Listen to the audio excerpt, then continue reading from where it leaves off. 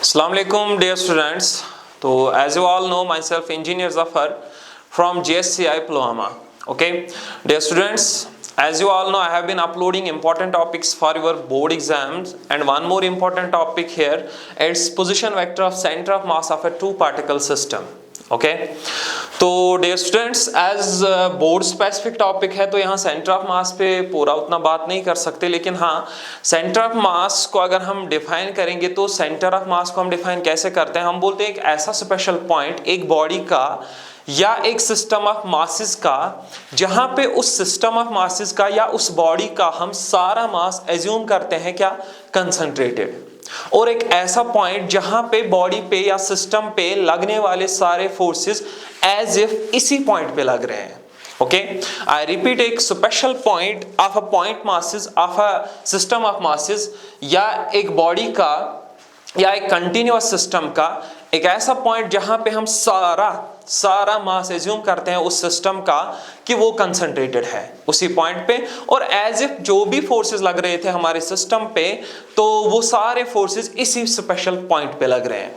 Okay तो देखो यहां पे अगर मैं यहां पे चूंकि हमें सेंटर ऑफ मास एक स्पेशल पॉइंट है, स्पेशल पॉइंट पता है ये है सिस्टम का, तो अगर इस स्पेशल पॉइंट की मैं एक्सेलरेशन रखूं ACOM और इस पॉइंट पे हम सारा मास एज्यूम कर सकते हैं कंसंट्रेटेड है, तो फिर मैं ये इक्वेशन डेवलप कर सकता हूं कि सारा फोर्स जो है that's what mass into acceleration of centre of mass. Okay क्यों? क्योंकि इसी पॉइंट पे हम सारा मास ये जो है एज्यूम करते हैं कंसंट्रेटेड है, एंड इसी फोर्सेस इसी पॉइंट पे हम सारे फोर्सेस एज्यूम करते हैं कि वो लग रहे हैं या रिजल्टेंट ऑफ द फोर्सेस वो यहां पे लग रहा है. ओके तो देखो अगर मैं ये एक इक्वेशन लिख सकता हूं तो आपको पता है ये जो एक्सेलरेशन है ना it's what it is double differential of position vector. तो अगर मैं इस इक्वेशन में सब्स्टिट्यूट करूं या इसको इस फॉर्म में लिखूं कि F is equal to what entire mass of the system into double differential of what double differential of position vector. But ये position vector किसका होगा? अगर ऊपर center of mass की acceleration है तो यहां पे भी ये center of mass का position vector होगा. तो ऐसे में इक्वेशन लिख सकता हूं. ओके तो यहां पे कि entire force on the system is equal to mass of the system into double differential of position vector. क्यों? क्योंकि हम ऊपर ये इक्वेशन डेवलप कर चुके हैं acceleration of centre of mass. Okay तो फिर मैं इससे ये लिख सकता हूं.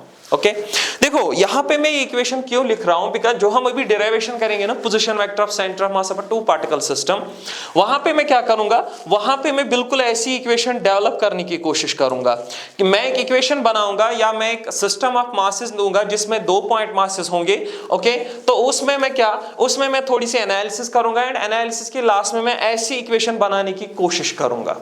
ओके यहां पे अगर मुझे उसके लिए ऐसे मिला, okay F is equal to, देखो अगर मैंने मास जो पॉइंट मासेस है जो सिस्टम है अगर उसके दो पॉइंट मासेस ऐसे हुए M1 plus M2, okay and into double differential of something, अगर मैं उसमें ये इक्वेशन बना पाया कि mass of the system entire mass of the system, क्योंकि हमारा मास उसमें दो पॉइंट मासेस होंगे of mass M1 and M2 into double differential of something. अगर आप इस इक्वेशन की तरफ देखेंगे ना, force is equal to mass entire mass of the system into double differential of what double differential of ये क्या आता है यहां पे पोजीशन वेक्टर.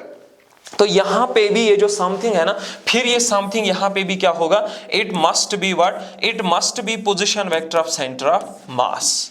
ओके तो आई रिपीट कि हम कैसे करेंगे, हम एक सिस्टम लेंगे दो पॉइंट मासेस का, एंड उसमें हम एनालिसिस करके forces etcetera Newton's laws use करके हम ये रिजल्ट बनाने की कोशिश करेंगे कि force is equal to entire mass of the system into double differential of something.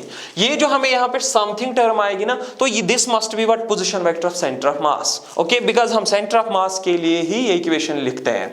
Okay तो यहाँ पे देखो सबसे पहले ना इक्वेशन को या डेरिवेशन को ऐसे ही थोड़ा फील किया करो कि मुझे क्या करना है, क्यों करना है, मुझे ऐसे निकालना है position vector of centre of mass. तो मैं क्या करूंगा, मैं ऐसे इक्वेशन डेवलप करने की कोशिश करूंगा. ये जो डबल डिफरेंशियल होगा ये होगा फिर यहाँ पे किसका, डबल डिफरेंशियल के अंदर ये जो टर्म होगी ये होगा position vector of centre of mass. तो सबसे पहले ऐसे थोड़ा फील करना है ताकि आपको डेरिवेशन अच्छे से समझ आए और भूल ना जाए. ओके तो हम यही करेंगे. देखो मैं क्या करूंगा, मैंने एक सिस्टम लिया मैंने एक सिस्टम लिया, 2 point masses M1 and M2, okay.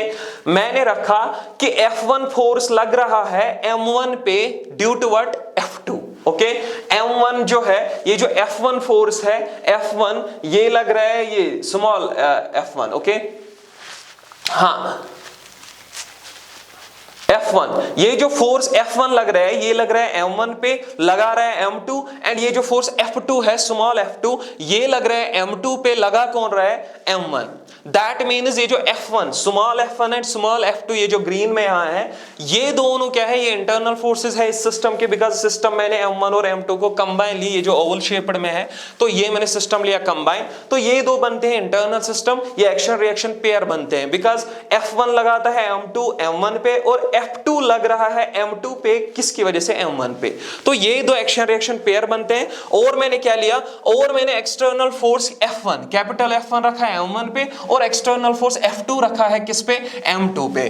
और मैंने मास M1 का R1 पोजीशन वेक्टर रखा है, एंड R2 रखा है position vector of M2, okay. ये मैंने लिया है, ओके। ऊपर इसमें लिखा भी है क्या क्या किया है, ओके। यहां पे एक चीज क्लियर है कि F1 और F2 आपस में एक्शन रिएक्शन पेयर है, तो मैं लिख सकता हूं, सबसे पहले इंपॉर्टेंट चीज मुझे ये पता चली कि क्या, कि F1 जो है, F1 है किसके बराबर, it is minus F2। F2 जो है, it's equal to what, it's equal to minus F2। सबसे पहले इंपॉर्टेंट इक्वेशन मुझे यही पता चली कि F1 जो है, ये एक दूसरे के इक्वल भी है और अपोजिट भी है, क्योंकि ये क्या बनाते हैं, ये एक्शन रिएक्शन पेयर बनाते हैं, ओके। एक चीज और मैं अब क्या कर सकता हूं, देखो, मैं अब momentum, rate of change of momentum of M1 लिख सकता हूं। Rate of change of momentum M1 क्या आएगा यहां पे, वो आएगा, देखो मैं ऐसे लिखूंगा, d/dt ऑफ P1। P1 में रख रहा हूं मोमेंटम M1 मास का, तो rate of change of momentum Newton second law, ये क्या होगा, फोर्सेस, ये होगा बराबर forces on the mass, okay. तो M1 जो है, इस पे फोर्सेस क्या क्या है, देखो, एक तो लग रहा है ये F1, स्मॉल F1, दूसरा लग रहा है ये एक्सटर्नल फोर्स कैपिटल F1, तो मैं इसको ऐसे लिखूंगा, F1 plus capital F1, okay. ये चीज फिलहाल मुझे पता चली कि d/dt ऑफ P1 इसके बराबर होगा। तो मोमेंटम को मैं फर्दर लिख सकता हूं मास इनटू व्हाट, वेलोसिटी, तो मैं इसको लिख सकता हूं M1 V1, okay, is equal to what, same F1 plus capital F1, okay. अच्छा, यहां पे मैं और एक चीज क्या कर सकता हूं, मैं वेलोसिटी को, ओके, मैं वेलोसिटी को लिख सकता हूं rate of change of position vector. चूंकि ये वेलोसिटी मास M1 की है, तो ये आएगा उसी का पोजीशन वेक्टर, वो that is what, d/dt of R1। तो यहां पे मैं लिख सकता हूं M1 into d/dt of R1, okay. तो ऐसे में लिख सकता हूं is equal to same F1 plus capital F1, okay. शाबाश। तो यहां पे मैं क्या कर सकता हूं, देखो यहां पे मैं एक चीज कर सकता हूं, यहां पे ये d/dt कॉमन में ले सकता हूं, so it will be what, it will be ये बनेगा d square by dt square. तो यहां पे M1 R1, okay, M1 R1 is equal to what, is equal to small F1 plus capital F1, okay. तो यहां पे ये फिलहाल मुझे ये इक्वेशन मिली, ओके। यहां पे मैं इसको यहां पे मार्क करूंगा, तो ये जो इक्वेशन है, इसको मैं इक्वेशन फर्स्ट यहां पे नाम दूंगा कि double differential of M1 R1 is equal to F1 plus small F1 plus capital F1, okay. अब मैं सेम देखो यही इक्वेशन में मास M2 के लिए डेवलप करूंगा, ओके। उस पे भी हम न्यूटन सेकंड लॉ लगाएंगे, rate of change of what, momentum उसका देखेंगे, उस पे फोर्सेस देखेंगे, तो ऐसी इक्वेशन हम डेवलप करेंगे। सो मैं लिखूंगा, I will write d/dt of P2, d/dt of P2 वो आएगा फोर्सेस ऑन मास M2। देखो फोर्सेस ऑन मास M2 क्या है, देखो ये है मास M2, इस पे एक external force capital F2 and internal force small F2, okay. तो इसलिए मैं इस पे लिखूंगा it will be what, small F2 plus capital F2, okay. तो यहां पे मैं इसके लिए ये इक्वेशन लिख सकता हूं, ओके तो यहां पे मैं इसके लिए ये इक्वेशन लिख सकता हूं। तो फर्दर मैं इसको क्या लिखूंगा, सेम d/dt ऑफ P2 को मैं लिखूंगा M2V2 okay is equal to F2 plus capital F2 okay तो ये इसके मैं लिखूंगा। अब अगेन मैं वेलोसिटी को पोजीशन वेक्टर फॉर्म में लिखूंगा, तो इसको मैं लिखूंगा d/dt ऑफ व्हाट, क्योंकि वेलोसिटी v2 m2 मास की है तो इसको मैं लिखूंगा r2 okay is equal to small f2 plus capital F2।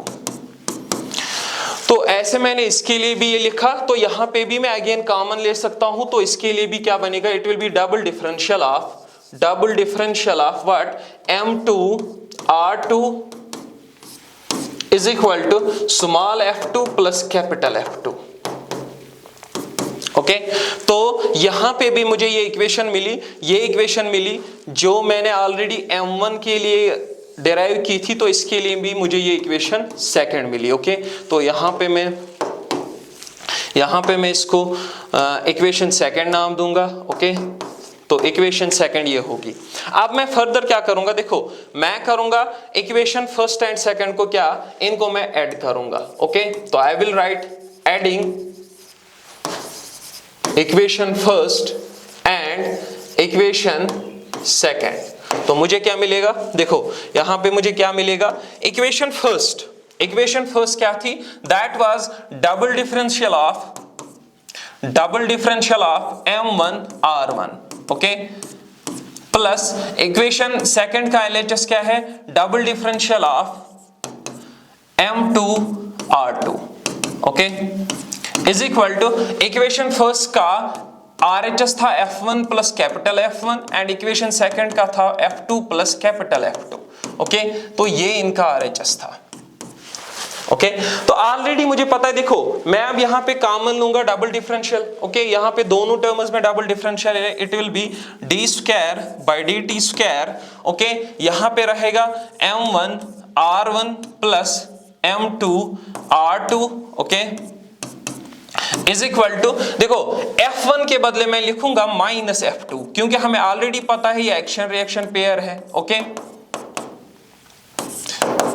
तो यहां पे मैंने फिलहाल कुछ नहीं किया, एक तो मैंने इसमें d2/dt2 यानी डबल डिफरेंशियल कॉमन लिया एंड यहां मैंने F1 के बदले माइनस F2 लिखा बिकॉज ऑलरेडी मैंने कर रखा था एक्शन रिएक्शन पेयर है तो अपोजिट है। तो यहां पे फर्दर क्या होगा, देखो बिल्कुल इजी, यहां पे ये और ये क्या होगा, कैंसल ओके तो यहां पे फर्स्ट नेक्स्ट क्या बनेगा, it will be what d2/dt2 okay यहां रहेगा m1 r1 plus m2 r2 okay is equal to what capital F1 plus capital F2।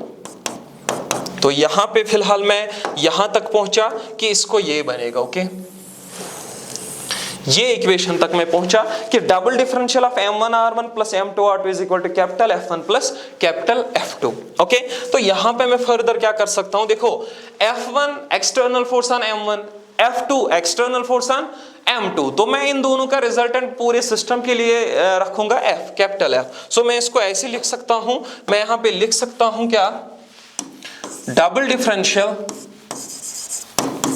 Differential of what m1 r1 LHS में कोई मसला नहीं m2 r2 okay is equal to capital F okay तो capital F मैंने माना resultant of what F1 plus F2, इन दो का मैंने रिजल्टेंट लिखा, मैंने लिखा कैपिटल F ओके तो देखो यहां पे आपको आइडिया आ रहा है कि मैंने आपको पहले ही बताया था कि हम ऐसे इक्वेशन बनाने की कोशिश करेंगे कि entire mass of the system into double differential of what something okay देखो यहां तक आप पहुंचे, entire force is equal to what double differential of something, अभी अगर पेंडिंग है that is what mass pending है ओके तो force is equal to entire mass into double differential of something okay तो यहां पे ऐसे आपको सीधे लगेगा कि यहां पे मास ऑफ द सिस्टम पेंडिंग है और हमारा सिस्टम क्या है, that is m1 plus m2 तो मैं इसको यहां LHS में m1 m2 खुद लाऊंगा।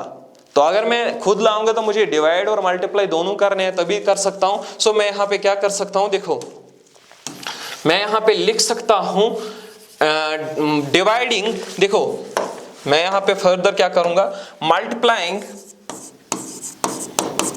multiplying and dividing the above equation by किससे m1 प्लस m2, बिकॉज हमारे सिस्टम का मास क्या है, दैट्स m1 प्लस m2। तो यहां पे मैं लिखूंगा, देखो m1 plus m2 okay into double differential of m1 जो इसका अपना है r1 plus m2 r2 okay. And देखो मैंने मल्टीप्लाई यहां किया m1 प्लस m2, अब मैं डिवाइड भी करूंगा और वो मैं यहां लिखूंगा m1 plus m2 is equal to इसका जो RHS दैट्स कैपिटल है ओके। तो यहां पे देखो यहां पे मैंने बस इतना किया कि मैंने इस इक्वेशन को मल्टीप्लाई भी किया m1 plus m2 and divide भी किया m1 प्लस m2। बस इतना है कि m1 प्लस m2 मल्टीप्लाई जो है वो वहां रखा एंड m1 प्लस m2 जो डिवाइड है वो यहां रखा ओके। तो अब मैं यहां देखो अब सीधे आ रहा है कि force is equal to mass of the system, because हमारे सिस्टम का एंटायर मास ये है, mass of the system into double differential of something. तो बन गई ना इक्वेशन, यही तो हम बनाने की कोशिश कर रहे थे कि force is equal to what, mass of the system into double differential of something okay. तो मैं इसको यहां फर्दर लिखूंगा, देखो यहां पे मैं इसको फर्दर लिखूंगा कंपेयरिंग, ये बस हो गया, अब बस प्रेजेंटेशन अच्छी बनाने के लिए मैं कर रहा हूं, कंपेयरिंग द अबव इक्वेशन